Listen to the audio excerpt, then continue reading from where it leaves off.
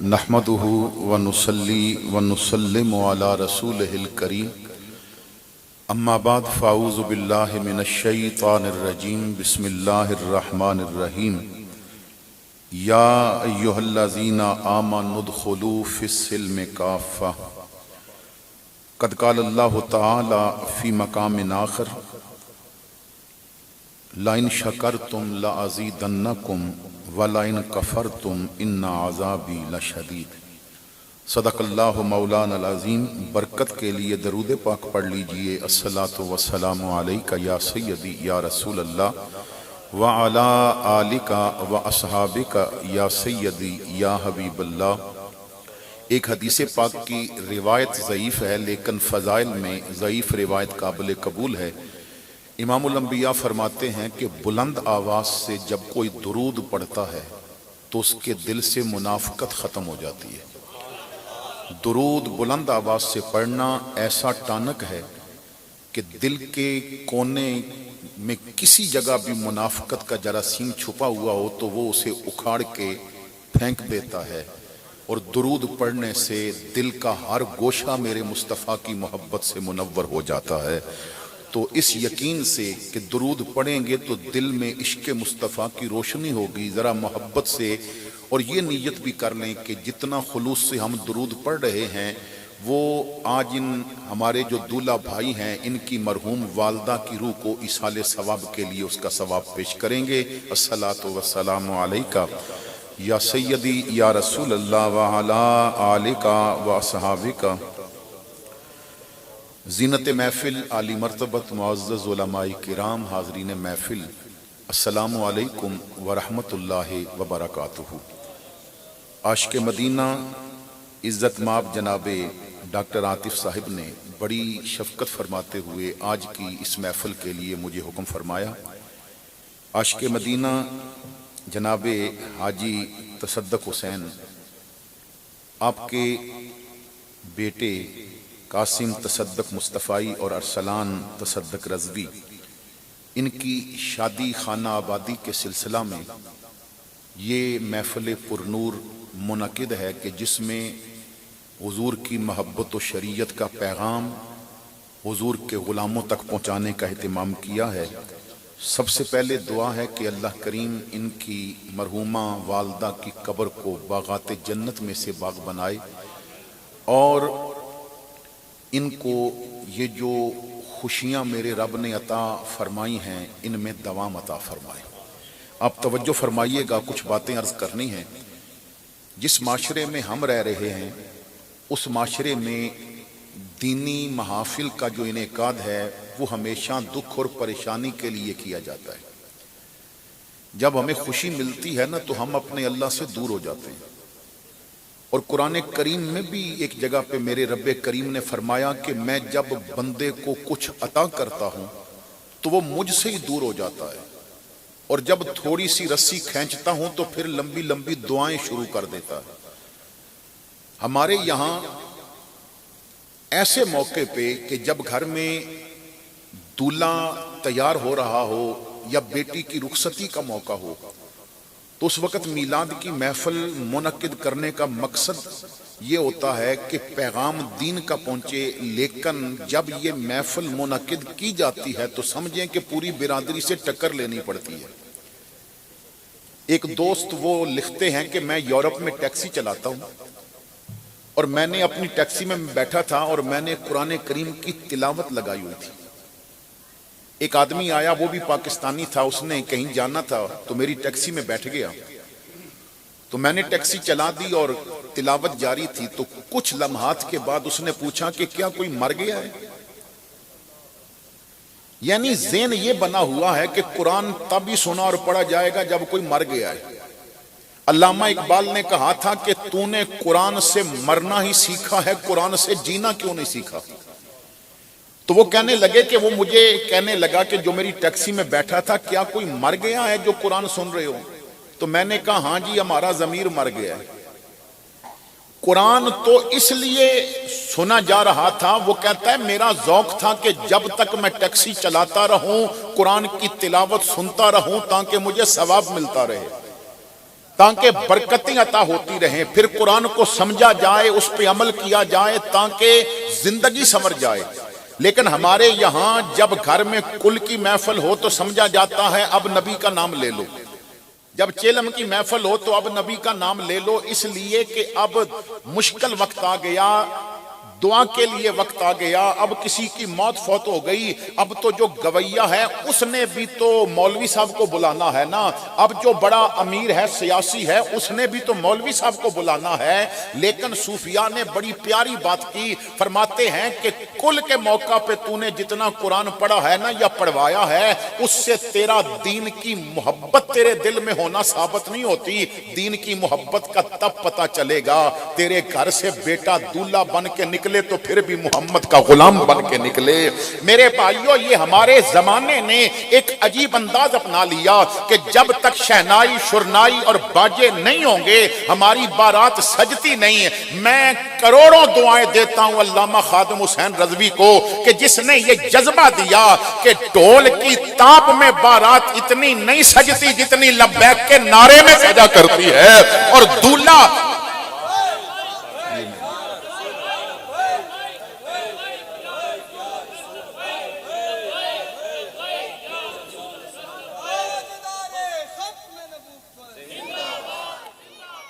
میں پوری ذمہ داری سے کہتا ہوں کہ تم چاہے کسی بھی بیوٹی پارلر سے، کسی بھی سیلون سے جا کے فیشل کروا لو، تم یورپ کی کاپی کر لو، تم انگریزوں کے بنائے لباس پہن لو، تم ہندوؤں کے بنائے طریقے اپنا لو، تو دولہا بن کے اتنا تجھ پہ نکھار نہیں آئے گا جتنا محمد کا غلام بن کے دولہا بننے میں تجھ پہ نکھار آئے گا۔ تو یہ محافل ایسے موقع پہ منانے کا مقصد یہ ہے کہ لوگوں کو بتایا جائے کہ یورپ کی کاپی کر کے وہ خوشیاں نہیں ملتی جو سونے محمد کی کاپی کر کے ملا کرتی ہے۔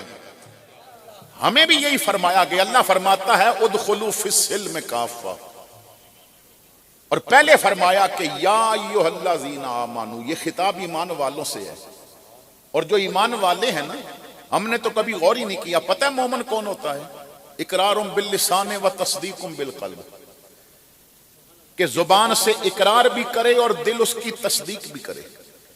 اگر دل زبان کے ساتھ نہیں ہے وہ تو منافق ہے۔ تو مومن بنتا ہی تب ہے کہ جب زبان سے جو کہہ رہا ہے دل اس کو مانے اور تصدیق کرے۔ اور پتہ ہے دل کا ماننا کیا ہے؟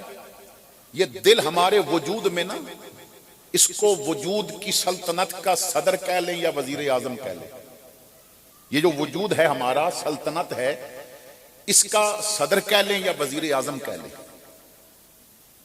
پورا وجود وہ کرے گا جو دل چاہے گا۔ اب کسی نے سینما میں جا کے فلم دیکھی نا تو اس سے پوچھو کیوں دیکھنے گیا تو وہ کہے گا دل چاہ رہا تھا۔ اب کوئی کسی طوائف کے کوٹھے پہ چلا گیا تو پوچھو کیوں گیا تو کہے گا دل چاہ رہا تھا۔ اب بند کمرے میں کوئی ملاوٹ کر رہا ہے تو ملاوٹ تو ہاتھ کر رہے ہیں، مگر پوچھو کیوں کر رہا تھا تو کہے گا دل چاہ رہا تھا۔ تو یہ وجود سارا خراب اس وقت ہوتا ہے جب دل چاہتا ہے، اور سنورتا بھی اس وقت ہے جب دل چاہتا ہے۔ یہ وجود برائی اس وقت کرتا ہے جب دل چاہتا ہے، اور اچھائی اس وقت کرتا ہے جب دل چاہتا ہے۔ دل برا چاہے تو وجود برائی کی طرف جاتا ہے، دل اچھائی چاہے تو وجود اچھائی کی طرف جاتا ہے۔ کانوں نے گانے اس لیے سنے کہ دل چاہ رہا تھا، پاؤں برائی کی طرف اس لیے چل کے گئے، دل چاہ رہا تھا۔ تیری زبان غیبت اور جھوٹ اس لیے بول رہی تھی کہ دل چاہ رہا تھا۔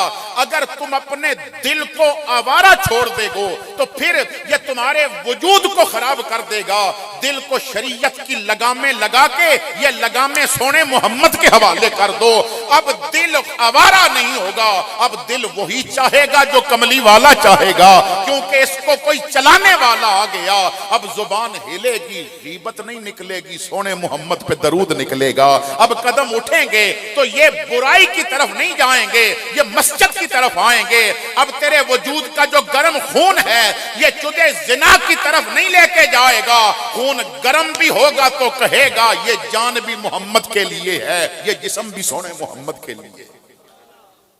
مسلمان کو خوشی ہو غم ہو کسی حال میں بھی ہو، پتہ ہے اس کا اعلان کیا ہونا چاہیے؟ کسی عاشق نے بڑے مزے کی ایک بات کی ہے، وہ کہتے ہیں دو جہاں میں خدا کی رضا کے لیے، دو جہاں میں خدا کی رضا کے لیے، جینا مرنا ہے بس مصطفیٰ کے لیے، دو جہاں میں خدا کی رضا کے لیے، جینا مرنا ہے بس مصطفیٰ کے لیے، جینا مرنا ہے بس مصطفیٰ کے لیے، دل خدا نے دیے ان کی یادیں رہیں، دل خدا نے دیے ان کی یادیں رہے، اور دی ہیں زبانیں ثنا کے لیے، اور دی ہیں زبانیں خدا کے لیے، اور دی ہیں زبانیں ثنا کے لیے، فضل رب سے محمد کی ناموس پر ہم کو دینا ہے پیرا صدا کے لیے، ہم کو دینا ہے پیرا صدا کے لیے۔ تو حضرات گرامی، ہمیں یہ حکم دیا گیا کہ اگر ہم حضور کے غلام بنے ہیں نا تو ہم نے پورے کا پورا اسلام میں داخل ہونا ہے۔ اور پھر رب کریم نے ارشاد فرمایا کہ میں جو تمہیں نعمت عطا کر رہا ہوں، جو خوشی عطا کر رہا ہوں، اب دیکھیں نا کہ انسان جس معاشرے میں ہم رہ رہے ہیں، اس معاشرے میں کتنی پریشانیاں آ گئیں، لیکن اتنی پریشانیوں کے باوجود بھی اگر کوئی خوش ہے اور کسی کے چہرے پہ ہنسی ہے، اور کسی کی بیٹی کا گھر آباد ہو رہا ہے، اور کسی کا بیٹا دولہا بن رہا ہے، تو اتنے مشکل حالات میں بھی اگر خوشی مل رہی ہے تو یہ میرے رب کا کرم ہے نا۔ لیکن جب کرم ہوتا ہے تو حق تو یہ بنتا ہے نا کہ ہم سب سے پہلے اس کا شکر ادا کریں۔ ہمارے یہاں نا شکر کی بڑی کمی ہے۔ آج دیکھ لیں کہ شکر کرنے والا آپ کو بہت کم ملے گا، رونے والے بہت ملیں گے۔ جو مہینے کا 5 لاکھ کما رہا ہے نا، رو وہ بھی رہا ہے۔ ایک بزرگ بڑی پیاری بات کرتے ہیں، وہ فرماتے ہیں کہ کبھی امیروں کو کھانا کھاتے دیکھو نا، ان کے سامنے 500 قسم کی چیزیں پڑی ہوں گی۔ ہمارے یہاں آگے صرف لوگ شادی کے موقع پہ نا اپنی دولت کی نمائش کرتے تھے، اب تو کل کے موقع پہ بھی دولت کی نمائش ہوتی ہے، کیونکہ اب کل اپنے گھر میں ایصال ثواب کی محفل، یہ رواج لوگوں نے ختم کر دیا، یہ انداز ختم کر دیا، مسجدوں میں ختم کر دیا۔ اب تو شادی ہال بک ہونے لگ پڑے ہیں، اب پتہ ہی نہیں چلتا کہ یہ ایصال ثواب کی روٹی ہے یا ولیمے کی روٹی ہے، اب اتنا یعنی نمائش کرنے لگ پڑے۔ تو خیر، جو بات میں عرض کر رہا تھا کہ ہمارے یہاں جس کے پاس دولت ہے نا، اسے کھانا کھاتے دیکھو، بڑے مرغن کھانے اس کے پاس ہوں گے لیکن شکر نہیں کرتا ہوگا۔ ایک بزرگ فرماتے ہیں کہ کبھی کسی مزدور کو کھانا کھاتے دیکھا ہے؟ وہ جو صبح چلتے ہوئے اپنے گھر سے ایک خشک روٹی اور اوپر اچار کی ڈلی رکھ کے لے کے گیا تھا، کیونکہ ہوٹل پہ بھی آج کل مہنگائی ہے نا، وہ باہر سے کھائے گا پھر بھی مسئلہ ہے۔ کئی تو رات کی باسی اگر بچی ہے تو وہی لے کے چلے جاتے ہیں۔ وہ مزدوری کرتے کرتے جب دن کا وقت آتا ہے، اس کا جسم غذا کی طلب کرتا ہے، پھر وہ شاپر اپنے سامنے کھولتا ہے اور اس میں سے وہ خشک روٹی جو اس وقت تک اور زیادہ خشک ہو گئی، اوپر اچار یا جو کچھ بھی اس نے رکھا ہوا ہے، وہ جب کھولے گا نا تو سب سے پہلے وہ اللہ کا نام لے گا، پھر وہ خشک نوالے کھائے گا، اور جب وہ کھانا ختم کر دے گا نا تو پھر پتہ ہے سب سے پہلے وہ اس طرح ہاتھ اپنے صاف کر کے اپنے چہرے پہ پھیر کے نا تو کہے گا مالک تیرا کتنا شکر ادا کرو۔ تو بہت کم لوگ ملیں گے جو شکر کرتے ہیں، اور خصوصیت کے ساتھ ہمارے اس معاشرے میں، کیونکہ ہم نے دین کو تو اہمیت ہی نہیں دی۔ ہمارے یہاں دین کی کتنی اہمیت ہے، جب ہم معاملات ادا کرتے ہیں تو کبھی دیکھا ہے کہ ہم نے دین والوں سے بھی رائے لی ہو؟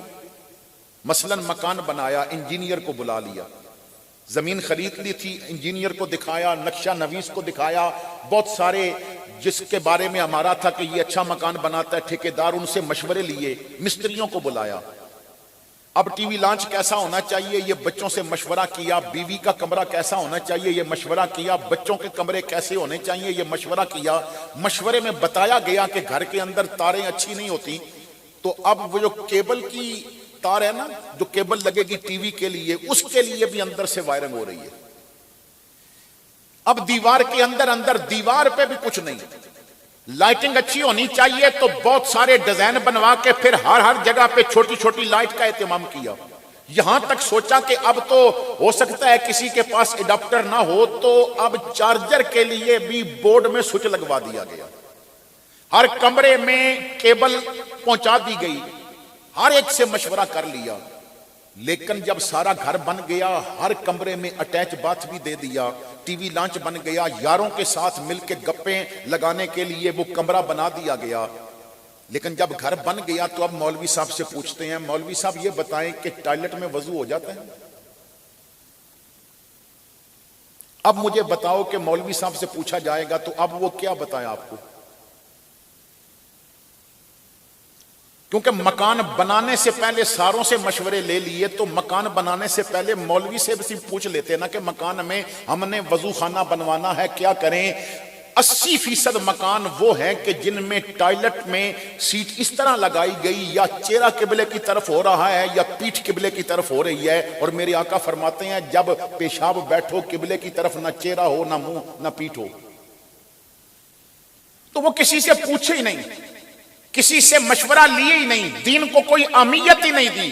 میرے بھائیوں، جب شادی کے معاملات ہوتے ہیں، جب بیٹی کو دلہن بنانا ہے، جب بیٹے کو دولہا بنانا ہے، جب گھر میں اللہ تعالیٰ نے کوئی خوشی کا موقع عطا فرمایا تو تم نے سب سے مشورے کیے، اور پھر دیکھیے کہ ہم دین کو کتنا دور کر دیتے ہیں، شریعت کو کتنا دور کر دیتے ہیں۔ شادی خاندانوں میں ناراضگیاں ہوتی ہیں، کہیں چچا ناراض، کہیں ماما ناراض، کہیں خالہ ناراض، کہیں پھپھو ناراض، اور جن کی صلح ہو بھی چکی ہو نا، وہ شادی سے قریب پھر آ کے ناراضگی تازی کر لیتے ہیں کہ اب انہیں تنگ کریں، یہ آ کے منائیں، راضی کریں۔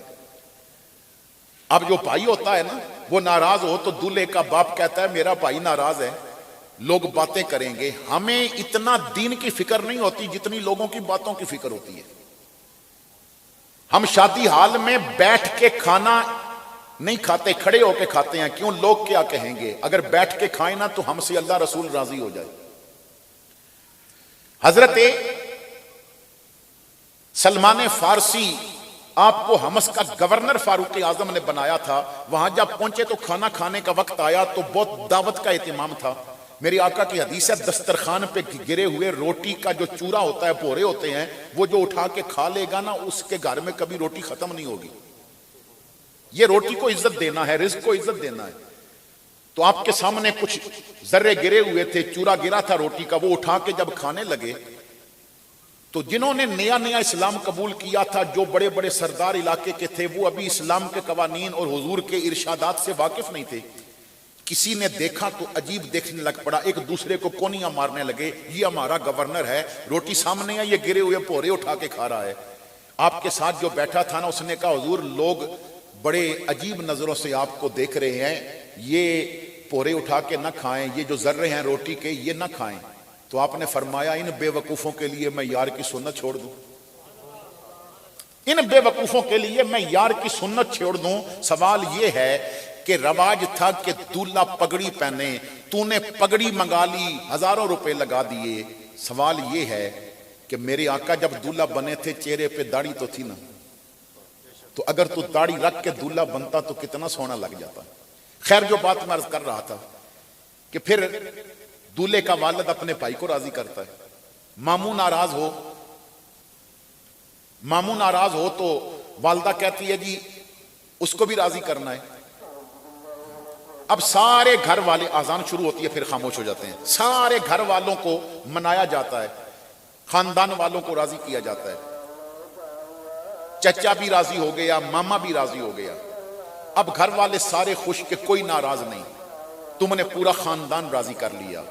مہندی کے نام پہ ڈھولک بھی رکھی، مہندی کے نام پہ بچوں کو وہ لباس بچیوں کو پہنایا کہ ان کے آدھے جسم ننگے آ رہے تھے، غیر محرم سے ان کی ویڈیو بن رہی تھی، اور بارات والے دن تیرے گھر کی بیٹیاں لوگوں کے سامنے ناچ رہی تھیں، تم نے شریعت کی دھجیاں بکھیر کے رب رسول کو ناراض کر دیا، سارا خاندان راضی کر لیا، رب ناراض ہو گیا، تو اب بتا کہ کون جواب دے گا؟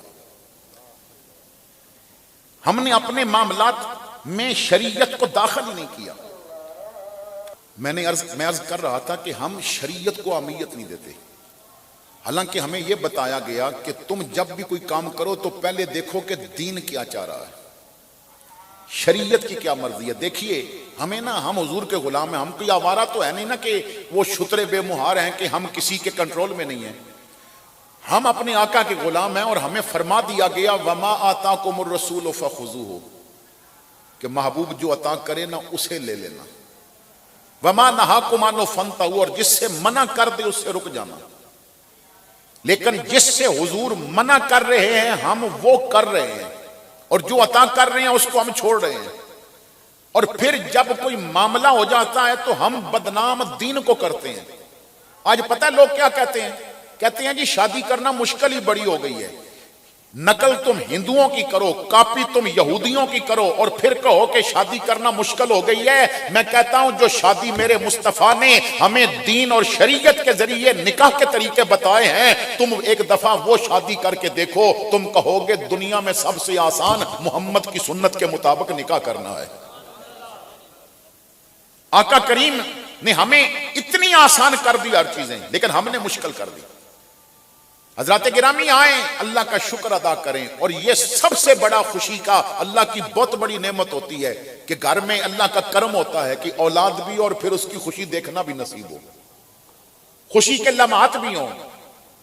یہی وجہ ہے کہ آج پریشانیاں گھروں میں طلاق کی شرح بڑھ گئی کہ ہم اس خوشی کے موقع پہ اس کی ناشکری کر لیتے ہیں، اس کو ناراض کر لیتے ہیں۔ پتہ ہے ہم جس نبی کے امتی ہیں وہ کتنی شان والا ہے۔ انبیاء نے دعائیں مانگی ہیں، حضرت موسیٰ نے یہاں تک عرض کی ہے کہ مجھ سے نبوت لے لے، مجھے اپنے محمد کا امتی بنا دے۔ ہمارے آقا تو وہ ہیں، قرآن اٹھا کے دیکھو، جن کی شانیں میرے رب نے خود بیان کی، جن کی عزتیں اور جن کی عظمتیں میرے رب نے خود بیان کی۔ اور کسی عاشق نے کمال کا ایک کلام لکھا ہے، میں نے کل اس کو پڑھا ہے اور کمال بات کر دی ہے۔ وہ کہتے ہیں پتہ ہے حضور کی شانیں کیا ہیں، حضور کی عظمت کیا ہے؟ حضور انداز بدلتے ہیں قرآن میں اللہ خطاب بدل دیتا ہے۔ شاعر کہتا ہے کہ زلف سنواری آیت اتری، زلف سنواری آیت اتری، بکل ماری آیت اتری، ذکر ادا کا لفظ خدا کے، بات تمہاری آیت اتری، ظلمت شب کا جادو ہارا، جیت گیا وہ شمس کا نعرہ، چہرے کی تابانی بن کر روشن پیاری آیت اتری۔ اب اگلے شعر میں دیکھیے گا کہ عاشق نے کیا کیا باتیں کی ہیں۔ کثرت کا انعام بھی آیت، سورہ کوثر میں یہ سارا ذکر ہے۔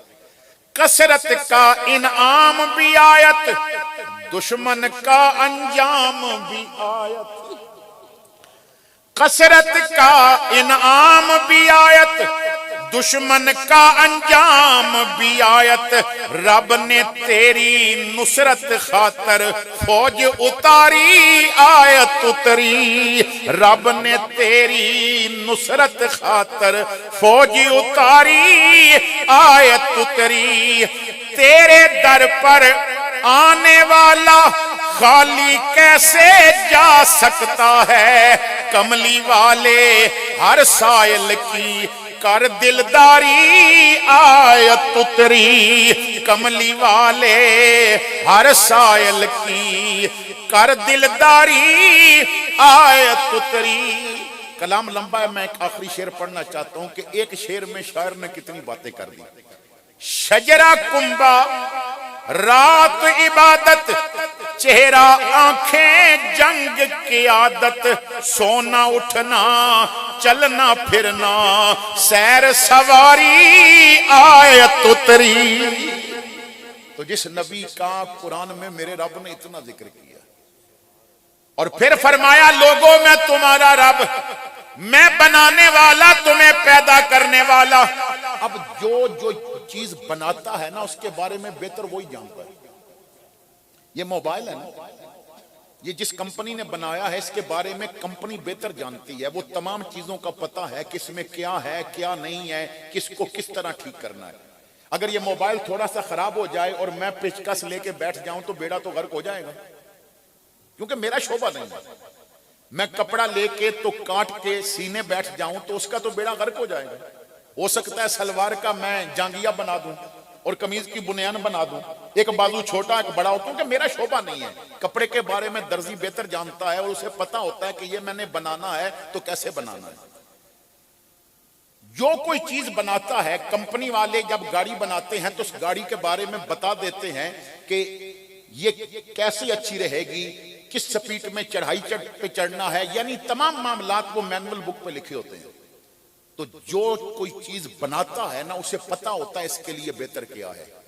ہمیں رب نے بنایا ہے تو یہ بھی بتایا ہے کہ تمہارے لیے بہتر کیا ہے۔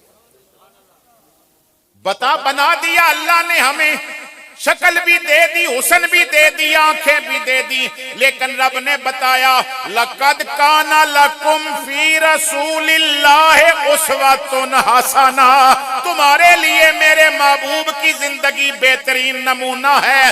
زندگی کا کوئی ایسا پہلو نہیں کہ کملی والے نے رہنمائی نہ کی ہو۔ حضور نے بیٹا بن کے بتا دیا ماں باپ کا ادب کیا ہے، بھائی بن کے بتا دیا کہ بہن بھائیوں کے ساتھ کیسا سلوک کرنا ہے۔ اب بہن بھائیوں سے مراد رضائی بہن بھائی ہیں، حضور کے جو سکے بہن بھائی نہیں تھے۔ یہ وضاحت کرنا بھی ضروری ہے کیونکہ ریکارڈنگ ہو رہی ہوتی ہے، اور آج کل فیس بک کے جاہل مفتیوں کے اڈے ہماری تقریریں چلتی ہیں نا تو پھر وہ آگے سے اپنے حاشیہ آرائی کر دیتے ہیں۔ تو اس یہاں بہن بھائی سے مراد رضائی بہن بھائی، جس طرح حضرت شیمہ حلیمہ سعدیہ کی بیٹی ہیں ان کے ساتھ حضور کا سلوک، یا وہ لوگ کہ جنہوں نے حضور کے ساتھ دودھ ان خواتین کا پیا کہ جن کا دودھ حضور نے، وہ دائیاں تھیں تو حضور نے پیا۔ حضرت امیر حمزہ حضور کے چچا بھی ہیں اور دودھ شریک بھائی بھی ہیں۔ تو میرے کملی والے نے بتا دیا، میدان میں جا کے بتایا مجاہد کیسے بننا ہے، غلام رکھ کے بتایا کہ آقا کیسے بننا ہے۔ پھر وقت آیا میرے نبی نے دولہا بن کے بتا دیا دولہا کیسے بننا ہے۔ 4 بیٹیاں رخصت کر کے بتا دیا گھر سے بیٹیوں کو رخصت کیسے کرنا ہے۔ تو ایک ایک چیز کو ہمارے لیے مصطفیٰ کریم نے واضح کر دیا۔ اب ایک آخر میں حدیث عرض کرنا چاہتا ہوں۔ میں نے آگے بھی ایک دفعہ یہاں ایک حویلی میں شادی کی محفل تھی، بہت عرصہ ہو گیا تو وہاں بھی عرض کی تھی، پھر میں عرض کر دیتا ہوں۔ ہمارے یہاں جو طریقہ ہے رشتہ تلاش کرنے کا وہ اور ہے۔ دولت دیکھی جاتی ہے، حسن دیکھا جاتا ہے۔ میرے آقا کریم فرماتے ہیں کہ کسی سے جب نکاح کیا جاتا ہے تو 4 میں سے کوئی ایک وجہ ہوتی ہے، یا اس کا حسن دیکھا جاتا ہے، مال دیکھا جاتا ہے، خاندان کا بیک گراؤنڈ دیکھا جاتا ہے، اور چوتھی وجہ ہے دین۔ میرے آقا کریم نے فرمایا جو میرا غلام ہوگا نا وہ دولت اور حسن کی وجہ سے شادی نہیں کرے گا، وہ دینداری کی وجہ سے شادی کرے گا۔ لیکن جس وجہ سے شادی کرنے کا حکم حضور نے دیا تھا آج ہم وہ کر ہی نہیں رہے۔ میرے آقا کریم نے فرمایا کہ چپٹا ناک ہو، رنگ کالا ہو، لیکن اگر وہ حیاداری اور دین والی ہے نا تو وہ اس گوری سے اچھی ہے کہ جس میں حیا اور دین نہیں ہے۔ رنگ کالا ہو، چپٹا ناک ہو، جس کو ہم نا اپنی بولی میں پھینا کہتے ہیں، وہ شکل اچھی نہ ہو لیکن دینداری ہو۔ امام جلال الدین سیوطی حدیث لے کے آئے، میرے آقا فرماتے ہیں جو کسی عورت کے ساتھ نکاح اس کی دولت کی وجہ سے کرتا ہے نا کہ جہیز بہت آئے گا، یا اس کے حسن کی وجہ سے کرتا ہے کہ حسین بہت ہے، محلے میں چرچے ہوں گے کہ فلاں کی دلہن بہت حسین ہے، یا پھر اس کے خاندان کی وجہ سے کرتا ہے کہ اس کے خاندان کا جو بیک گراؤنڈ ہے، اس کا جاہ و جلال ہے، اس کا وقار ہے، اس کے خاندان کی دولت ہے، وہ پھر مجھے معاشرے میں عزت ملے گی، حضور فرماتے ہیں اللہ اسے ذلیل کرا دے گا، عزت اسے ملے گی جو دین دیکھ کے شادی کرے گا، عزت اسے ملے گی جو دین۔ نماز دو تین منٹ۔ تو حضرات گرامی، ہم نے یہی سارے معاملات دیکھنے ہیں کہ جب ہم اپنے، بالکل میں اسی طرف آ رہا ہوں، ہم اپنے ان تمام معاملات کو کہ ہم اپنی طبیعت کے مطابق کر رہے ہیں یا نبی کی شریعت کے مطابق کر رہے ہیں۔ پھر آج جو دور گزر رہا ہے اور جس دور سے ہم گزر رہے ہیں، اسلام کو تو گھروں میں بھی ہم نے، ایک حدیث کا خلاصہ عرض کر رہا ہوں کہ ایک ایسا وقت آئے گا کہ ایک رات بھی کوئی دین کو گھر رکھنے کے لیے تیار نہیں ہوگا۔ اس کا مطلب یہ ہے کہ ایک رات بھی کسی کے گھر میں دین نظر نہیں آئے گا۔ آج ہمارے بچوں سے کلمے سن لے، انہیں نہیں آتے۔ لاہور کے ایک سکول کے ایک ٹیچر مجھے بتا رہے تھے کہ 9th کلاس کو میں پڑھاتا ہوں اور کلاس میں ایک بچے کو بھی کلمہ نہیں آتا تھا۔ ہمارے حالات یہ ہیں، مسلمانوں کے گھر پیدا ہوئے اور پھر دینداری ہماری زندگیوں سے اتنی نکل گئی کہ آج جو دین کے لیے ہم نے کام کرنا تھا اس کی طرف توجہ ہی نہیں۔ آج دیکھ لیں کہ صرف ہم خود گھروں میں ہی دین پہ حملہ نہیں کر رہے، حکومتی سطح پہ بھی دین پہ حملہ ہو رہا ہے۔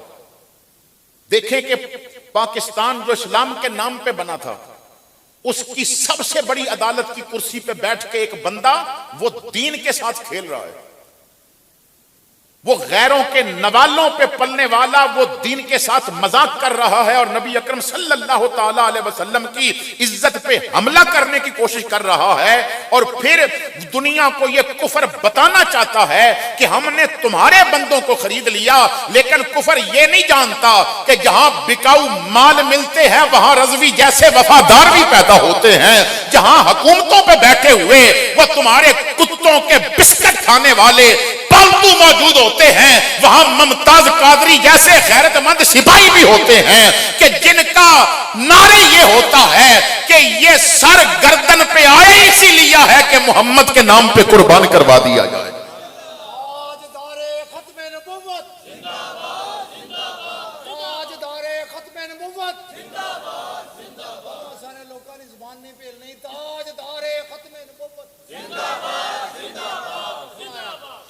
دین پہ حملے ہو رہے ہیں، شریعت پہ حملے ہو رہے ہیں۔